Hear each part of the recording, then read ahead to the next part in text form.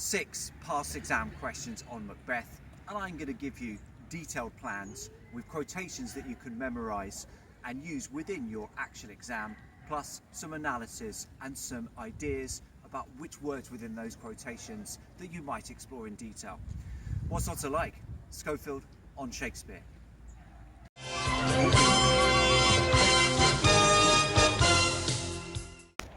Explore the idea that Macbeth gradually loses control of himself and his relationships.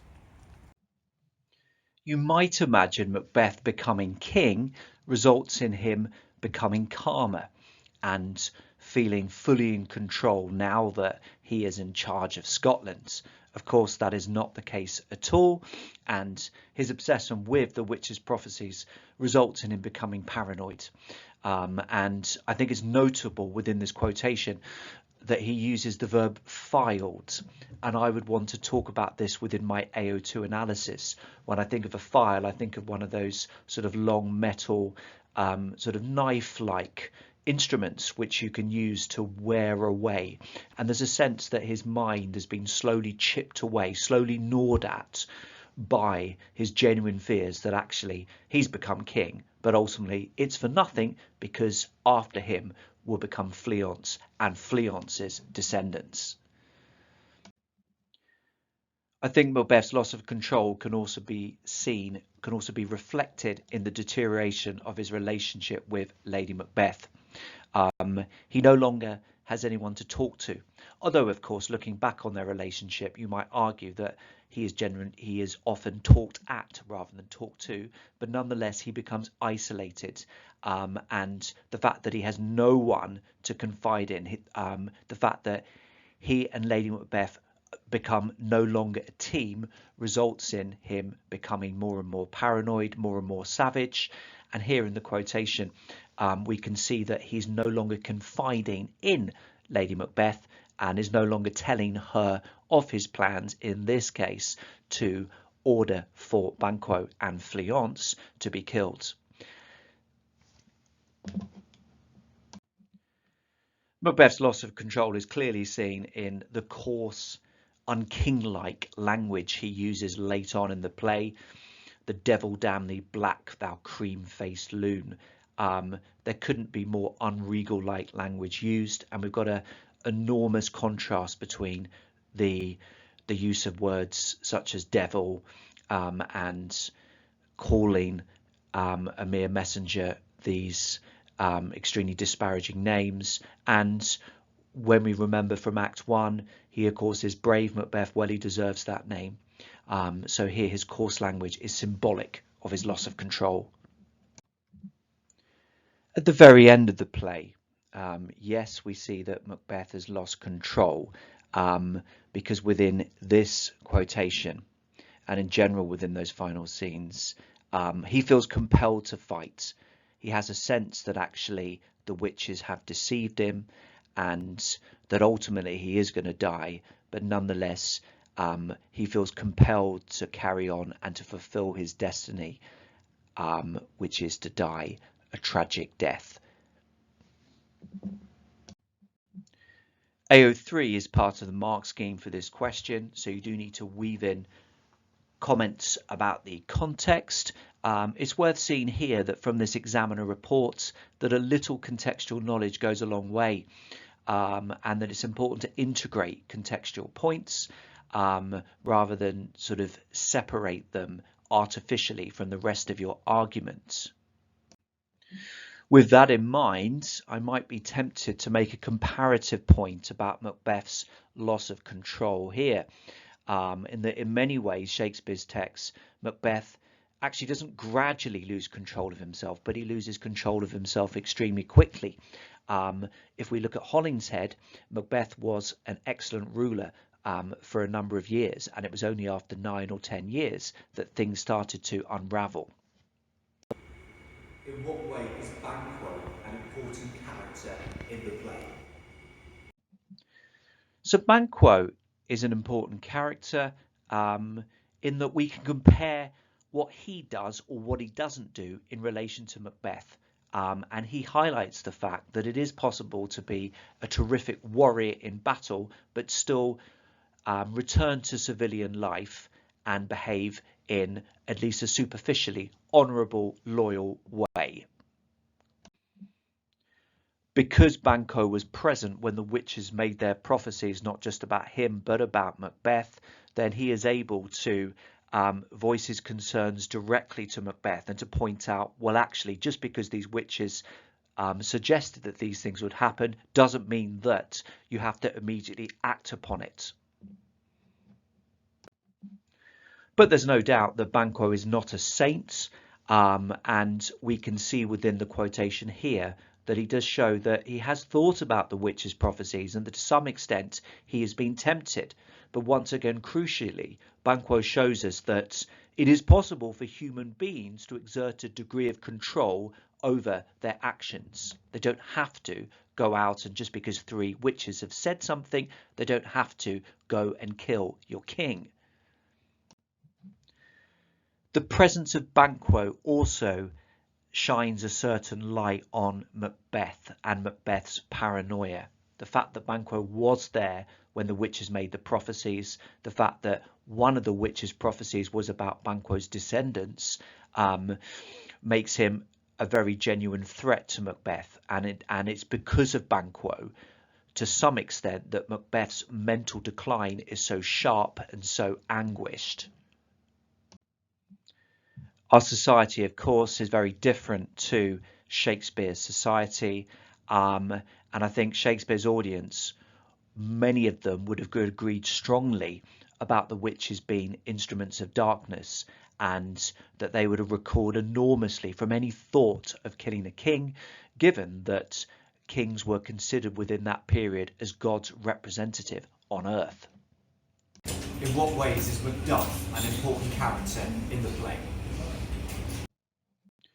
Just as the presence of Banquo shines a light upon Macbeth and shows us the extent to which he has become unhinged, the same situation arises with Macduff.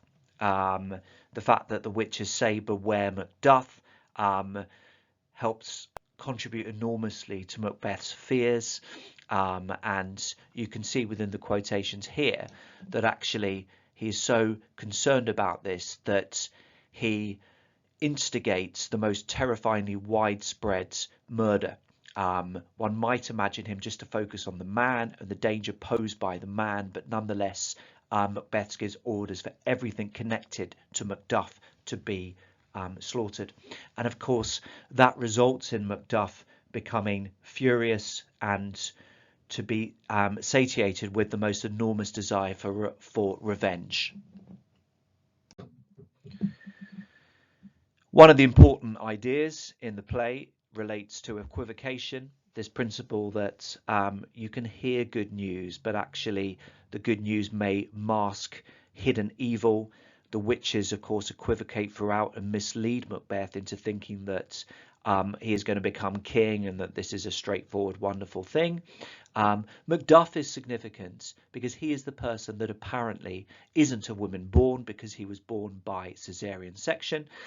So this prophecy from the witches helps lull Macbeth into a false sense of security. Whereas, of course, because Macduff is not of women born, he is able to avenge the murder of his wife and children and kill Macbeth towards the end of the play. I think Macduff's an important character because he's someone that we can really sympathise with. He's a really human character. We can empathise with him enormously following the savage slaughter there, and notice the hissing sibilants signifying the evil of that act. So we sympathise with him enormously, and we understand fully and root for him as he goes to try to get revenge against Macbeth for his awful acts against his family. Macduff shows that violence in certain circumstances can be honourable. Of course it is within Act 1, Scene 2, when Macbeth, then the hero, kills MacDonald and saves Scotland from invasion and traitors. And here we can see Macduff committing violence and unsheathing his swords in a heroic, important way to return order to Scotland. It's notable that in the Chronicles of Scotland, Duncan is portrayed in a more negative light than he is within Shakespeare's text.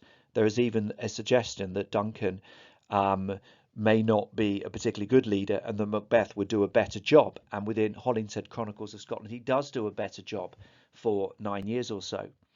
So actually, Macduff is important because in both texts, Hollingshead and Shakespeare, Macbeth calls for Macduff's wife and children to be savagely slaughtered.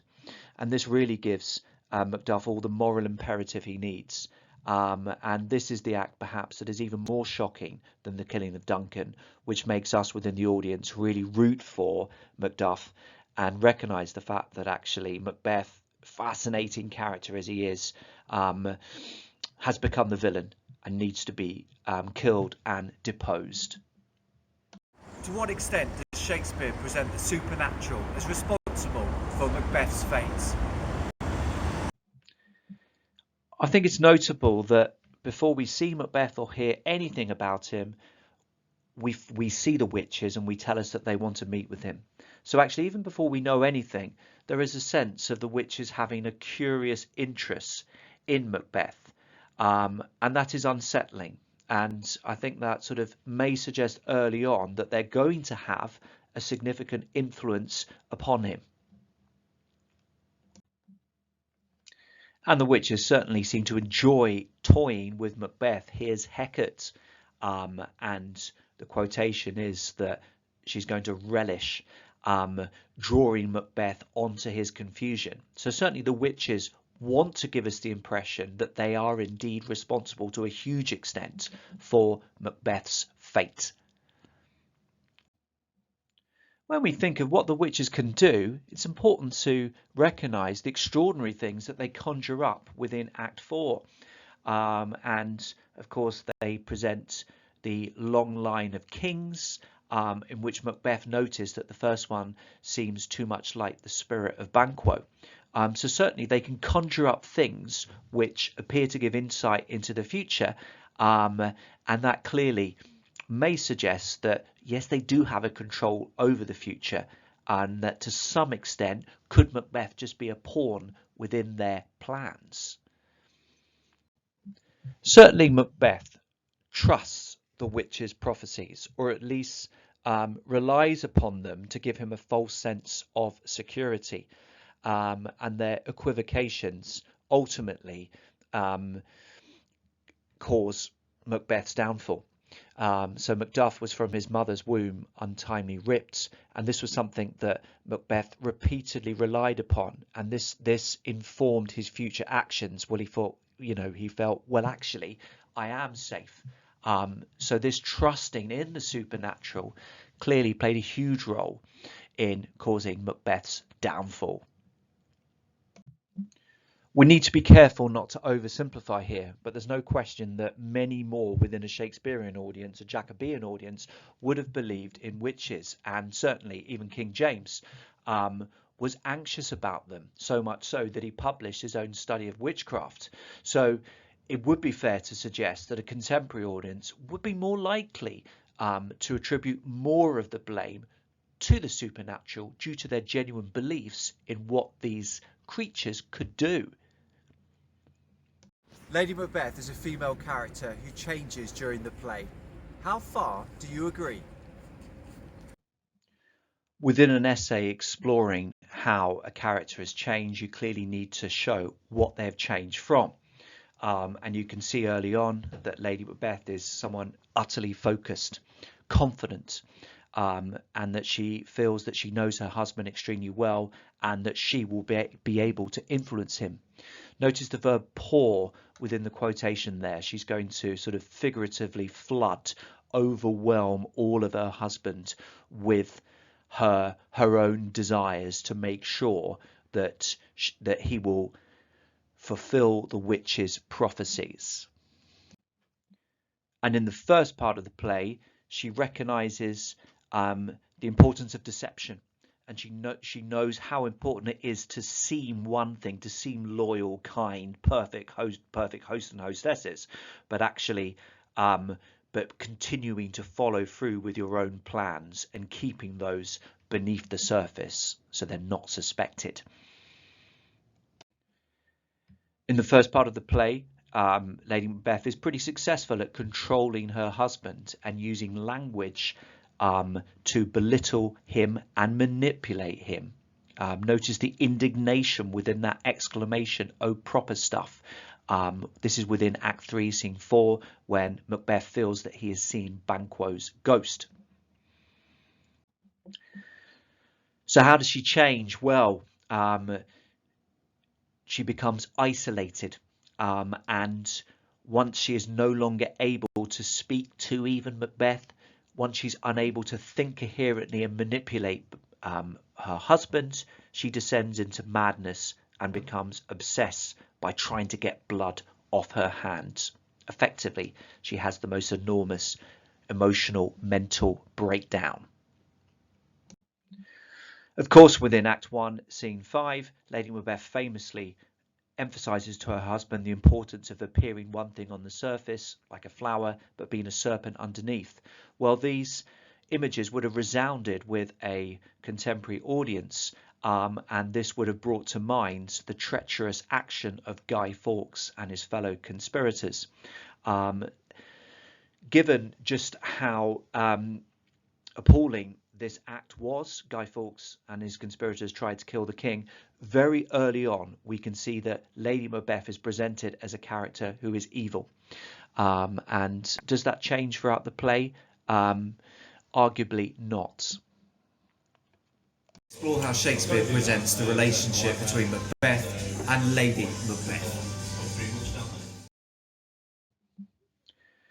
Thinking of the relationship between Macbeth and Lady Macbeth, it's clear that Lady Macbeth has an excellent understanding of her husband. She knows what he is like. She knows that ultimately he is extremely honourable, and however much he may have certain sort of desires and wishes, he's unlikely to take immoral shortcut decisions. To some extent, there seems to be a role reversal in the relationship between Macbeth and Lady Macbeth, and certainly Lady Macbeth wants to target her husband's sense of masculinity, and she also recognizes that she needs to lose some of her stereotypically female qualities of kindness, of nurturing, in order to ensure that she can goad her husband into taking the steps necessary to become king. Their relationship seems to be one in which Lady Macbeth will take any tactic in order to get what she wants. Here we have the famous, deeply shocking, theoretical situation where Lady Macbeth is saying that a promise must be kept, and that if the promise isn't kept, it's exactly the same as bashing her own baby child to death. Of course, what's sad about the relationship between Macbeth and Lady Macbeth is that it does seem to start with genuine love and affection, my dearest partner of greatness, but actually it ends so limply when Lady Macbeth dies, and Macbeth doesn't have the time to process that, doesn't have time to think about it, hence the sort of deeply uninspiring, apparently uncaring comments, "She should have died hereafter."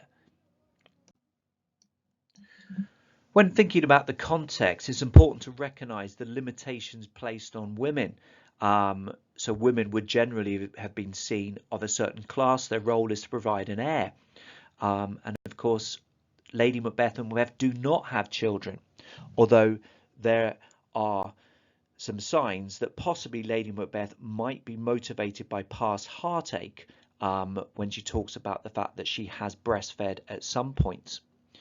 So in terms of the behaviour of Lady Macbeth and the relationship, there's an argument that actually she has no outlet for her emotions and no outlet for her intelligence and ability, and perhaps this contributes to her overly obsessive focus on her husband and overly obsessive nagging to ensure that he becomes king.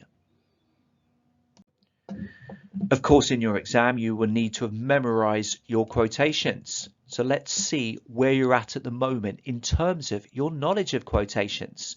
There's some missing words on screen. What are they? What can you remember? Press pause now. The video will resume in 5 seconds time.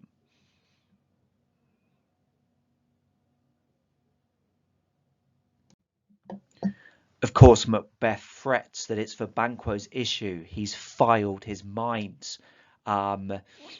In Act 3, Scene 2, he tells his wife to be innocent of the knowledge, dearest Chuck. Very striking image. When his language becomes coarse, he cries the devil, damn thee black, thou cream-faced loon. And then towards the end of the play, he recognizes that he's become more like an animal.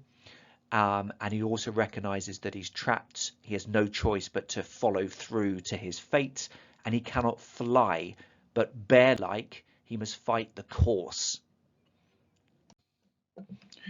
What about these missing words relating to Banquo? It's pause time.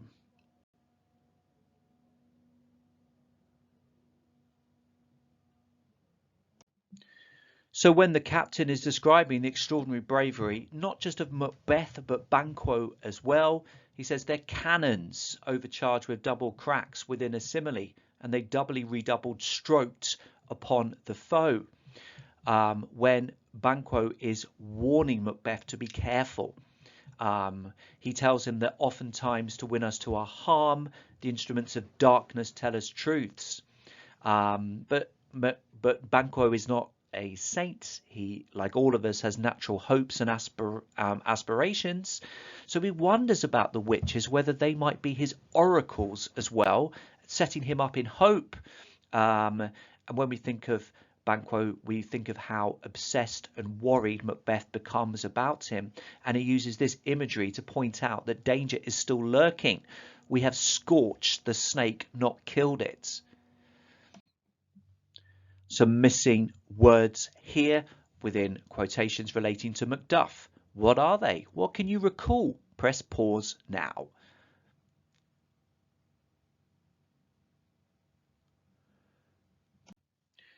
So, of course, Macbeth gives instructions for Fife to be seized upon and then to be killed by the edge of the sword. Not just his wife, but his babes as well. Of course, the witches tell Macbeth to beware of Macduff, but then offer false consolation by claiming that none of woman born shall harm Macbeth. Of course, Macduff is agonized to hear that his castle has been surprised and that his wife and babes have been savagely slaughtered. And this furious Macduff in Act 5, Scene 7 calls forth Macbeth, calls him out and warns him, or else my sword with an unbattered edge I sheath again undeed it. The supernatural. There's some missing words here. What might they be? Press pause now.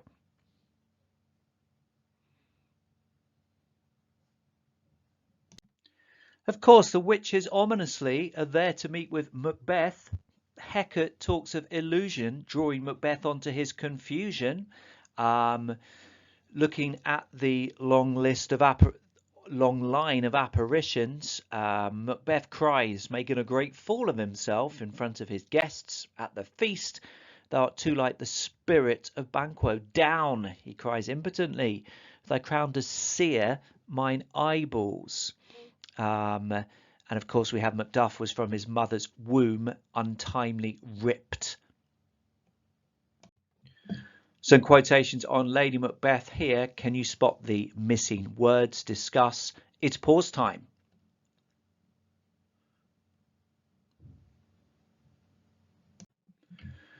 Macbeth's not even there, but doesn't stop Lady Macbeth urging him to hurry back, that she can pour her spirits in his ear and chastise. Instructions for Macbeth not to give the game away. He should look like the innocent flower but be the serpent under it. Scornfully in Act 3, Scene 4, she points out that this is the very painting of your fear. This is the air-drawn dagger which led you to Duncan. And when she's obsessed with blood, she cries pathetically, "Out, damned spot, out, I say." Here's some quotations with missing words about the relationship between Macbeth and Lady Macbeth. Can you remember what these quotations are in full? Press pause.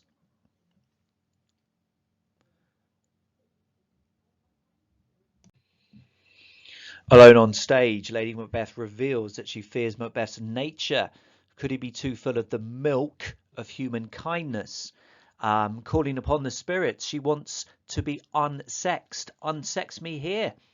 And fill me from the crown to the toe, top full of direst cruelty.